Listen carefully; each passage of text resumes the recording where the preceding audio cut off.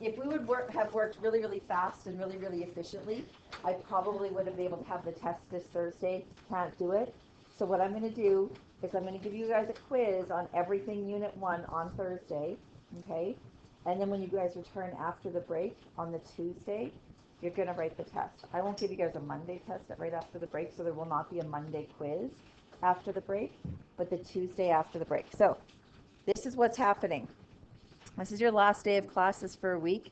This is like February break. So the 25th of February, that's when you're going to have your unit exam, okay?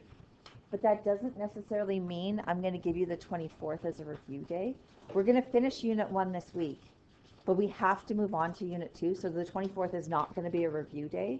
The 24th is going to be like, okay, Mrs. Sakura, I used the week to study and prepare for my first unit test. Here's some questions. But then we have to move on to trig.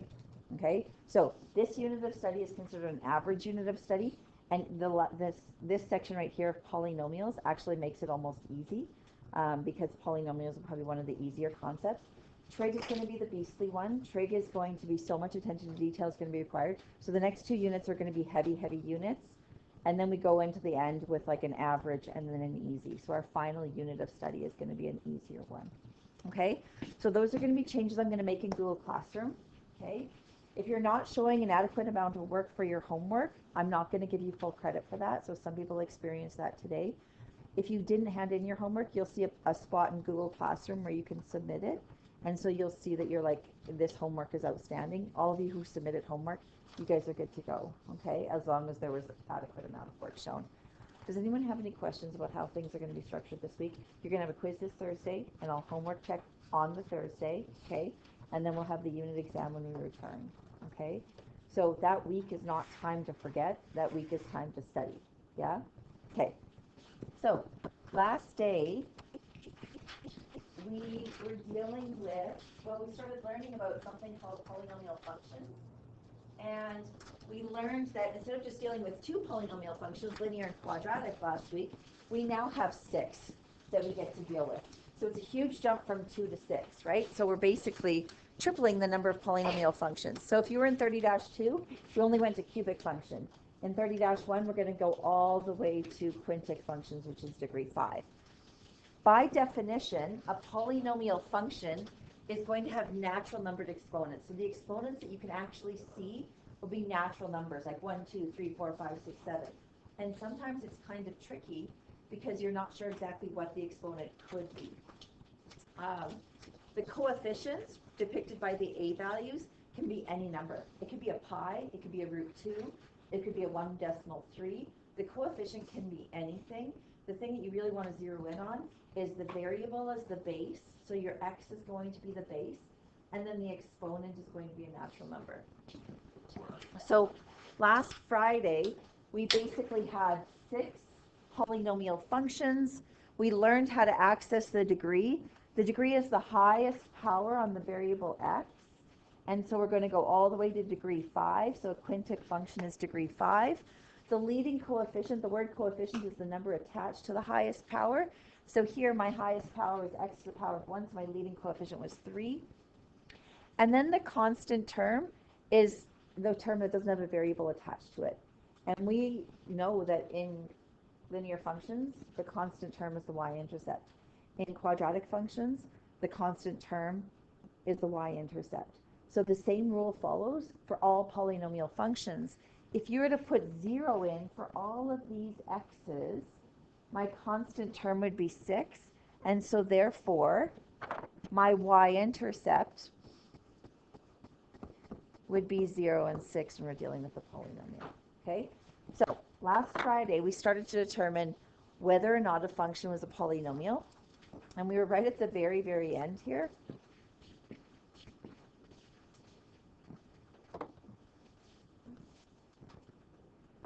And we basically worked through a few of these where your knowledge of exponent laws becomes really, really important and necessary. So this was like an easy one. We could see natural exponents. If there's nothing there, it's assumed to be 1. So we were able to determine that this was, yes, a quintic function, degree 5. This one was a solid no, because the exponent was not a natural number. It was an integer. It was negative. And that would not be a polynomial. This one, a lot of people thought it was a polynomial because they just saw the natural number on the x. But you have to be able to interpret that using your exponent laws. And you had to recognize that that's actually written as x to the power of -2, and those would be interchangeable. So therefore, a negative exponent and not a polynomial function. This one was fine. We had the natural exponents. This one was not okay. This would be something that you would come, since grade 10, you should have a sense that the square root of x could be written as a rational exponent, and that's x to the power of 1/2. We're going to be reviewing that extensively when we get to exponents and logarithms, but you guys should know that the square root of x is x to the power of 1/2. You should know that the cube root of x to the 4th would be x to the power of 4/3. The index on the radical becomes the denominator of your rational exponent. Okay, and then when you look at this last guy here, we did do the expansion on Friday. We kind of talked about, would this be a polynomial? And if you multiply all the variable terms, it becomes x cubed. If you multiply all the constant terms, that would be your constant term. There's nothing about this where if you were to expand, you wouldn't get an exponent that would be a natural number. There's no negatives, there's no fractions. Like, this should be like solid, and it should be, yes, polynomial.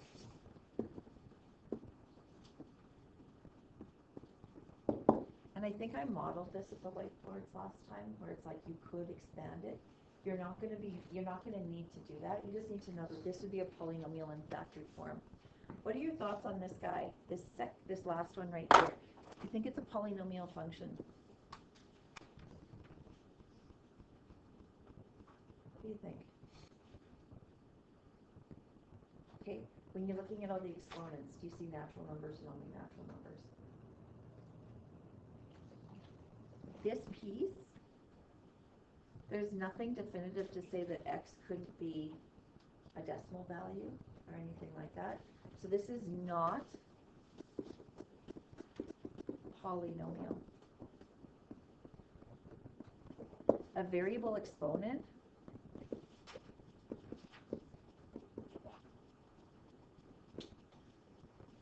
is not a natural number. Okay, so just kind of something to think about.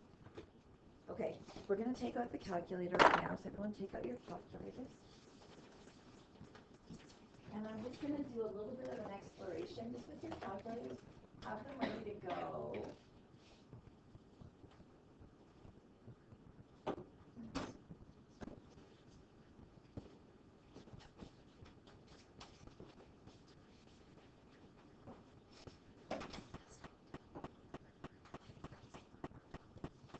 Okay.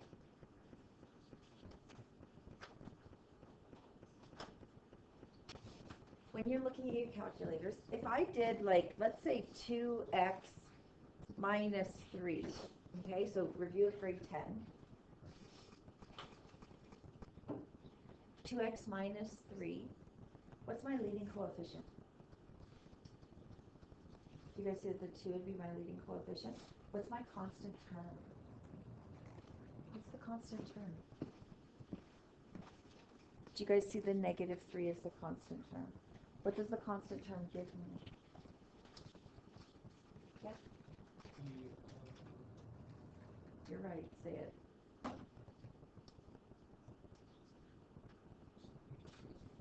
It's okay. Sandy? The y-intercept, right? Guys, if you put 0, when I say y-intercept, you're thinking x equals 0. If I put 0 in for this x, my result would be -3. Do you guys see that? Okay, so I'm going to take a look at the graph. I'm just going to adjust my window so it's a standard window. So I'm going to push zoom 6 so I have my standard window. Are you guys okay with this linear function? Okay. Now, the conversation I want you guys to think about is end behavior.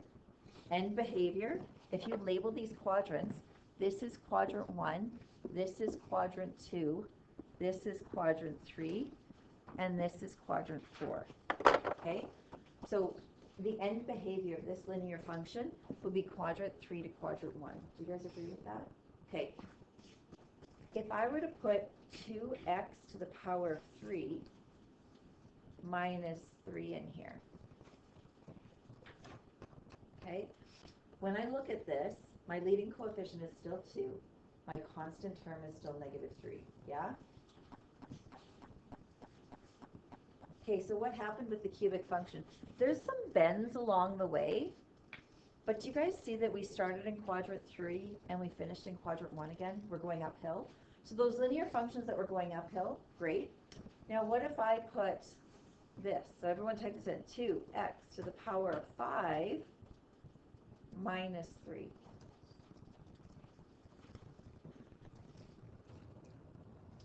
Do you guys see that it has the same end behavior again? Like it's got some twists and turns in there, and it actually looks a lot like the x cubed. It's just a little bit different. But you guys see that we started in quadrant 3 and we finished in quadrant 1? Okay?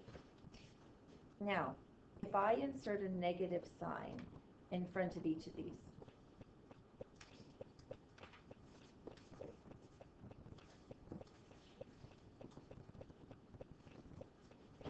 do you guys see that the end behavior for all of them changed, that we're now going downhill? So before, we were going uphill, we were rising to the right. We had a positive leading coefficient, and we were rising to the right. And you think about a linear function, basically we're rising to the right. If I throw a cubed on there, we're still rising to the right. And if I throw a degree 5 on there, we're still rising to the right. We're still going uphill, yeah? The y-intercepts didn't change because the constant term didn't change. But as soon as I change the leading coefficient, okay, so notice that I just changed the leading coefficient. Basically, instead of going uphill, we're now going downhill. Do you guys see that? Okay. Now, what if I would have put like a degree 4 on here? I'm going to get rid of the degree. Let me just get rid of this guy. Did the degree 4 follow the same end behavior? No. What does your degree 4 kind of look like? Like when you think about grade 11, what does it look like? Yeah. It looks like a degree 2. Do you guys kind of see that it looks like a quadratic? We knew last year that if the parabola opens up, they had a positive leading coefficient. If the parabola opens down, it had a negative leading coefficient. In grade 10, you learned that a positive slope basically goes uphill, and then a negative slope goes downhill. All odd degrees are going to behave the same way. So if it's degree 1, 3, or 5, positive leading coefficient is going to go uphill. If it's a negative leading coefficient, it's going to go downhill, just like your negative slope line. And then we knew that a quadratic with a positive leading coefficient opened up. Well, degree 4 looks like a quadratic. It just goes up or down faster. So when I look at this guy here, so if I had, let's say we had 2x squared plus 3x, I don't know, minus 5. Okay, what could you guys tell me? What story could you tell me from your grade 11? What do you think this function would look like? I've got a positive leading coefficient. It's degree 2. And I've got a constant term of negative 5. What do we know? Brody? Okay. Yeah. Okay. So last year we talked a lot about opening up. This year we're going to talk about end behavior. We started in quadrant 2. We finish in quadrant 1. Okay. Now, if I just like use the exact same thing, 2x to the power of 4, and then plus 3x, I'm not changing anything else about this. I'm just making it a degree 4. Do you guys see that we have the same y-intercept? And we're still opening up. It's got a positive leading coefficient. Now, how would we predict the end behavior of these guys? You guys should recognize that they both open. So even degree, you're going to think, oh, quadratics. Odd degree, you're going to think lines. So grade 10, you guys go like deeply into lines. So if it was a positive slope, it went uphill. If it was a negative slope, it went downhill. Okay, so we're going to do something. You're going to think it's pretty lame. So push the cord. So if I say graph this in your graphing calculator, and I said state the domain and range, what's your domain and range of this linear function? X such that x is no degrees. Okay. And then what's my range? Y such that y is no degrees. Okay. What's my leading coefficient? Do you guys see that it's 2? What's my constant term? Negative 4. okay? With this information in mind, so this is review of grade 10, what's your y-intercept? As soon as I say y-intercept, I want to write it as an ordered pair, 0 and negative 4. If I put 0 in for this x, it'd be 2 times 0 minus 4. And then x-intercept, could you guys algebraically find the x-intercept here? Like if I threw 0 in here, do you guys recognize that you'd add 4, divide by 2, and you'd get x equals, did I lose anyone on that? Not really. Okay, so 2 and 0. Now, looking at your graph, what's your end behavior? This is going uphill. What's my end behavior? It'd be Q3 to Q1. Yeah? Okay. Let's skip this one. I don't want this one again. Okay, what about this one? Okay, so type it into your calculators. Take a look at it. We're going to do quadratics at the whiteboard, but I want to get you guys warmed up with this. If I say state the domain and range in interval notation, what would it be? Ryan, what would this be in interval notation? If you want to type it into your calculator, you can, and look at it. Okay, so if you just have negative 1/2 x. Brody, what's my domain and range in interval notation? Negative infinity to positive infinity. Guys, remember round brackets on infinity. Okay, what's my leading coefficient, Brody? Okay, so negative 1/2. What's my constant term here? So it's going to be 0, right? So we can assume that it would be like plus 0, which means your y-intercept is 0 and 0, which means that's your x-intercept too. What's the end behavior on this one, guys? Because it had a negative leading coefficient. Where is it going? Brody. Okay, are we okay with those guys? Okay. And then there's just more. If it's degree 3, also an odd degree, then the negative leading coefficient, if this was degree 1, it would have been a straight line going down. If it's degree 3, it's just going to have the exact same end behavior, but it's going to be also falling, right? Like it just has extra bends in it. So if it's degree 3, it's going to have extra bends. So your function is going to look like this. So take a look at your calculator. Negative 1/2 x to the power of 3 minus 4. Notice that it's got the same end behavior. Notice that it's got the same y-intercept. And if I make it a 5, same idea again. It's going to be going downhill. So instead of going up, it's going to be going downhill. Yeah? Odd degree is going to have the same end behavior. Even degree, guys, what would the end behavior be on this guy? If it's degree 4, you're thinking this is similar to a quadratic. What did a quadratic do when it had a negative leading coefficient? What would the end behavior be here? Yeah. Quadrant 3 to quadrant 4. When you look at this, your brain has to think, okay, it's going to look the same as a parabola that had a negative a value. So this a value is negative. So we know it's going to be opening down, which is going to make it quadrant 3 to quadrant 4. So quartic is going to be this, it's going to model the same end behavior as a quadratic. Okay? Don't worry about degree 6. We don't have to go there. Okay, go to the whiteboards right now. Bring your calculators with you. I want you to accurately sketch this graph. You can algebraically determine the x-intercepts. So y is equal to x squared minus 4x minus 5. So what you need to do when you're looking at a polynomial function is you have to interpret it in a few different ways. Okay? First of all, what's the name of this polynomial right now? This one's a cubic function. The degree, the highest degree, is telling me that this is a cubic function. A cubic function is an odd degree, so it's going to have the same end behavior as a linear function. If I had given you a linear function that had looked like this, what would the end behavior have been? Like, you should know this from grade 10. This is a positive sloped line. What would your end behavior be? If it's positive, we're going up. If it's negative, we're going down. Okay? So from grade 10, you would have known that you had, like, basically a y-intercept of 12, and it would have been going uphill, and it would have been a Q3 to Q1. Now, here's the twist with the degree 3. Degree 3 is also odd, so it's going to have the same end behavior, but it can have up to 3 x-intercepts. So the degree is going to tell you the max number of x-intercepts.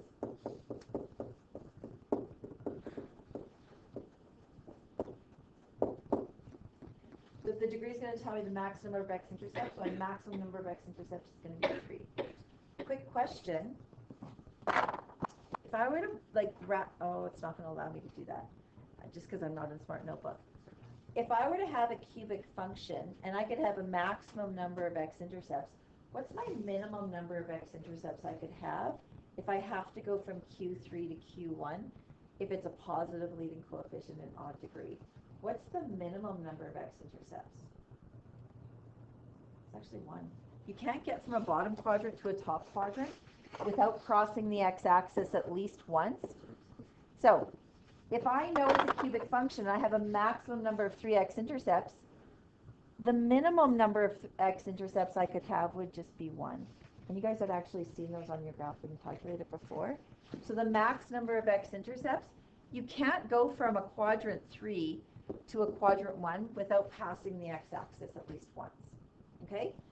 So when you see the odd degree, your brain has to think, okay, this is going to be the same as like my linear functions. It's going to go uphill.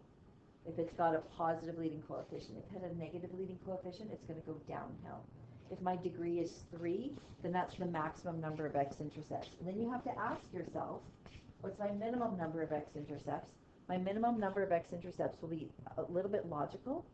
If it's an odd degree, you can't get from a bottom quadrant to a top without crossing the x-axis at least once. So then it's going to be 1 x-intercept for the minimum. We don't know what those x-intercepts are yet, but that's the algebraic process we're going to learn. So, I do want you guys to stand up right now.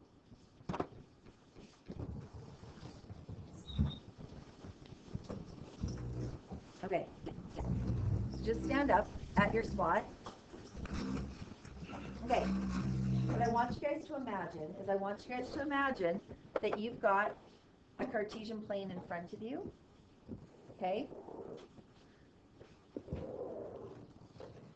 And you know that this is like quadrant 1, quadrant 2, quadrant 3, and quadrant 4. If I give you this quartic function, okay, so I know that it's degree 4, so it's a quartic function, and this is my leading coefficient, what would the end behavior be? And just show me with your hands. Like, what would your end behavior be? Okay, quartic function is going to have the same end behavior as a quadratic. Guys, what did a quadratic do with a positive leading coefficient? It opened up, okay? So if this is a quartic function with a positive leading coefficient, it's going to open up. Now show me using your fingers, what's the maximum number of x-intercepts I could have? Because it's quartic, we're going to have 4 x-intercepts. Now, quick question, what do you think the minimum number of x-intercepts could be for a quartic function that's opening up? Brody. Okay, last year, when we had, okay, so let's think about this for a second. Last year, if this would have been degree 2, like let's say this was 17x squared minus 3x, I don't know why there's a couple plus signs here, that's not supposed to be there. Let's say I had plus 1. We had 2 possible x-intercepts, and those 2 x-intercepts could have looked like this. We had a possibility of 1 x-intercept, but we also had the possibility of no x-intercepts. If I'm going to go from Q2 to Q1, is it possible that this function never touches the x-axis? So whether it's degree 2 or whether it's degree 4, the minimum number of x-intercepts could be 0. So if it's even degree, the minimum number of x-intercepts would be 0. If it's odd degree, we can't get from a bottom to a top without crossing the x-axis once. Can you guys get your heads wrapped around that? Okay, so this is how you actually, if I just like give you the information in the notes package, you're not going to remember it. But I need you guys to just know where quadrants 1, 2, 3, and 4 are. Okay? There's no constant term here. This is really bothering me. There's no constant term, which means your y-intercept would have been 0. Okay. I need you guys to look at the degree of the polynomial first. Got this. Keep your arms up. Keep your arms up. You guys got this. Okay. if you're thinking about this, you're thinking, okay, this is an odd degree. If this was y is equal to, and think about a function that you already feel comfortable with, like a linear function, odd degree, if it had a negative leading coefficient, what would your end behavior be? Like if you're thinking,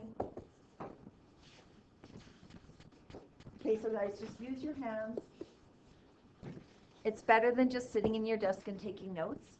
Guys, what would your end behavior be? Like you gotta go, you're going downhill, right? Okay, we're going downhill. It's like a negative sloped line. We're going downhill. What's my maximum number of x-intercepts? Show me on your hands. Maximum number of x-intercepts would be 5. What's my minimum number of x-intercepts? 1. Guys, I can't get from a top quadrant to a bottom quadrant without at least crossing the x-axis once. My x-axis could have been here, but I had to cross it at least once. Can you guys get your heads wrapped around that? Okay.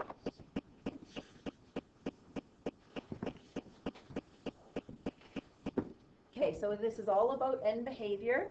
You want to connect the polynomial function to the one that you already know. If it's odd, you're thinking linear. If it's even, you're thinking quadratic. Okay? What would the end behavior of this guy be? Okay. And basically, we know it's going uphill. What's the maximum? So how many, like we could have lots of bends in this. Like this could have how many x-intercepts? 5 x-intercepts. Minimum number of x-intercepts? 1. We can't get from a bottom quadrant to a top quadrant without crossing the x-axis once. Guys, what's my end behavior here? Maximum number of x-intercepts? 1. Minimum number of x-intercepts? Still 1, right? Odd is going to be, okay? End behavior. Quartic function, new to you. New to you. Negative leading coefficient, so it's going to be the same end behavior as a quadratic with a negative leading coefficient. What's the maximum number of x-intercepts? 4. Guys, you need to know this because we're going to be finding these x-intercepts, and you need to know how many you're finding, right? Maximum number of x-intercepts will be 4. What's the minimum number of x-intercepts? 0. We can stay below that x-axis. We can have 0 x-intercepts. Are you guys kind of getting it? End behavior. Maximum number of x-intercepts. Show me with your fingers. Minimum number of x-intercepts. Nothing, right? What's my y-intercept here? -4. Okay? And that's all I've got for you. Okay. So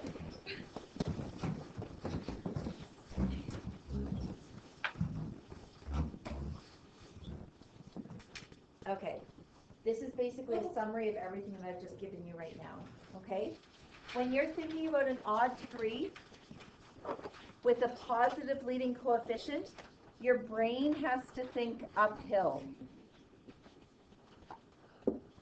Now, this diagram isn't fantastic because it actually shows a cubic and it shows a linear, but it doesn't show a quintic function, and a quintic function should be part of this family as well. Okay? So if it's odd degree with a positive leading coefficient, you've got to think it's going uphill, and it's going Q3 to Q1. The max number of x-intercepts will be the degree.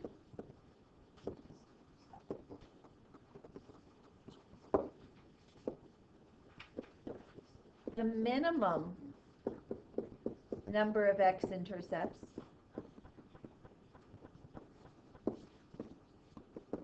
will always be what? What's the minimum number of x-intercepts if it's an odd degree polynomial? 1. We can't get from a bottom quadrant, like quadrant 3, up to quadrant 1 without crossing the x-axis at least once. So we need to remember that. So when you've got a degree 5 polynomial coming at you, you know you could have 1 x-intercept up to 5 x-intercepts that you're going to have to find. So you're going to need to know the range of x-intercepts that you're going to have. Okay? If it's an odd degree with a negative leading coefficient, so this was odd degree. So when you're thinking odd degree, you're thinking like linear, cubic, quintic. So you're thinking like exponents of 1, 3, and 5. Okay?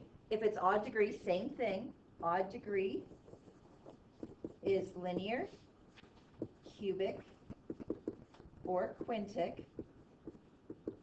So we're looking for exponents of 1, 3, or 5. When you see a negative leading coefficient, you need to think downhill. And if you're going downhill, it's quadrant 2 to quadrant 4. And the sign of the coefficient is not going to change your x-intercepts. Your x-intercepts are going to be the exact same as they were for the other odd degree. So again, max x-intercepts, degree, minimum x-intercepts, 1. We can't get from a top quadrant to a bottom quadrant without crossing the x-axis once. Now, this one actually includes the constant function. So, even degree polynomials, there's 3 of them. There's the constant function, there's the quadratic function, and then there's the quartic function. And the degrees that we're looking for here would be 0, 2, and 4. Those are the 3 that you're going to come up with. A constant function might look like this. It just might be y equals 3, but you're going to notice it's going to have the same end behavior, right? So when you're thinking of a positive leading coefficient, you're going to think opens up. And then that's going to be quadrant 2 to quadrant 1. Max x-intercepts.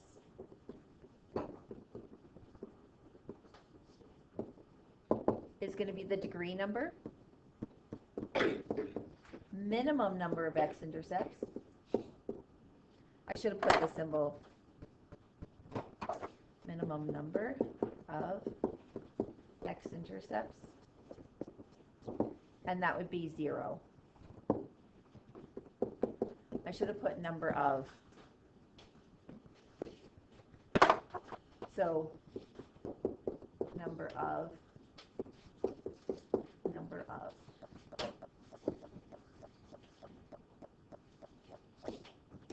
And so that's, so when you're thinking about opening up, so there's my quartic function. It had 4 x-intercepts, but it could have, the whole thing could have been like vertically translated up to have 0 x-intercepts.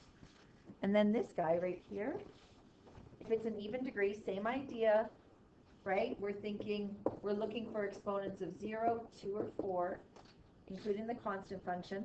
If I'm down here with my constant function, this would be y is equal to negative 4. And if it's got a negative leading coefficient, you're thinking opens down. And then we're going to be Q3 to Q4. And then the same idea for the x-intercepts. Your maximum number of x-intercepts is going to be your degree.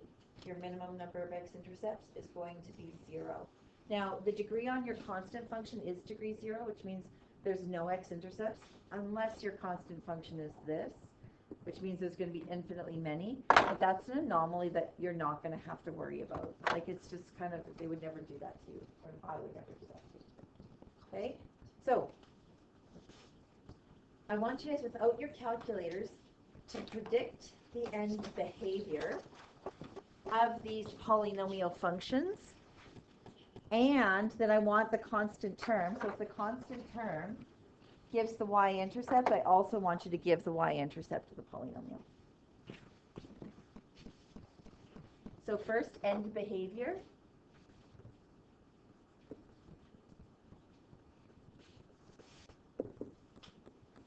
And this is not something you're typing into your calculator, because I'm going to be able to ask these questions in a way that don't allow you to. So I want end behavior and y-intercept as an ordered pair. Now I'm going to start using function notation for my ordered pairs, because we're going to have multiple functions on a graph, and we need to make sure we label them correctly. Guys, what'd you end up with for your end behavior here? Yeah. Possibly opening down, right? Well, it is opening down. It's going to be Q3 to Q4, and you always read it from left to right. So it's either Q3 or Q2 first, and then Q1 or Q4 last. So it's always left to right. My y-intercept is this is how you write a y-intercept using function notation. So the x is 0, the y-intercept is -7. So what we used to write as an ordered pair of 0 and -7, I need you guys to start using like function notation from grade 10 to write that ordered pair. And what you should recognize, it was degree 4, and I'm imagining that this is a quartic function with up to 4x intercepts. I don't know if it was up to 4, but it's got to be opening down. Okay guys, look at B. What do you think the end behavior of B would be?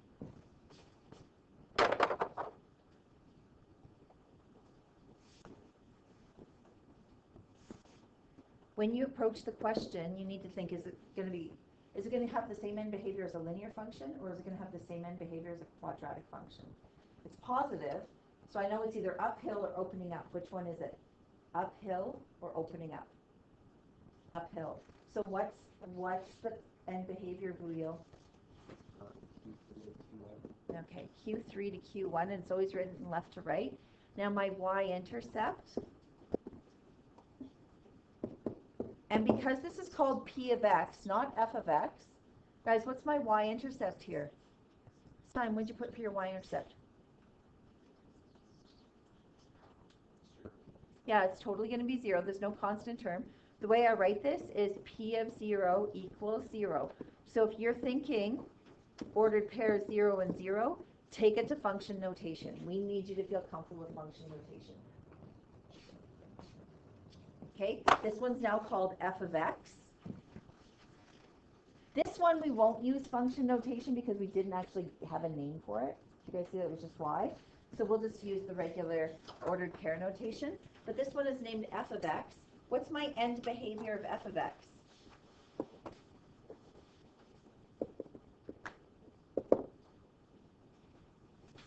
Maya, what'd you get? What? Or it would be going downhill. Okay, so with up to 3x intercept. Quadrant 2 to quadrant 4, yeah. And then the y-intercept here? 0 equals 2. F of 0 equals 2, yeah. Okay, Brody, what's my end behavior here?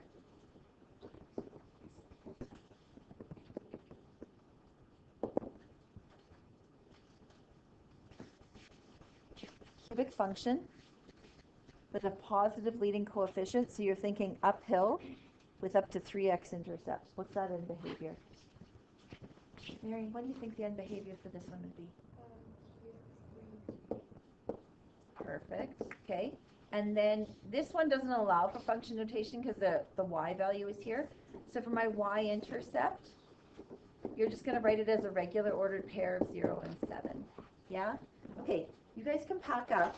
Tomorrow we're going to finish this lesson, and we're going to start the next, which is going to be synthetic division. And I hope you guys feel like it's going to be an easy procedural process if you've got strong foundational knowledge.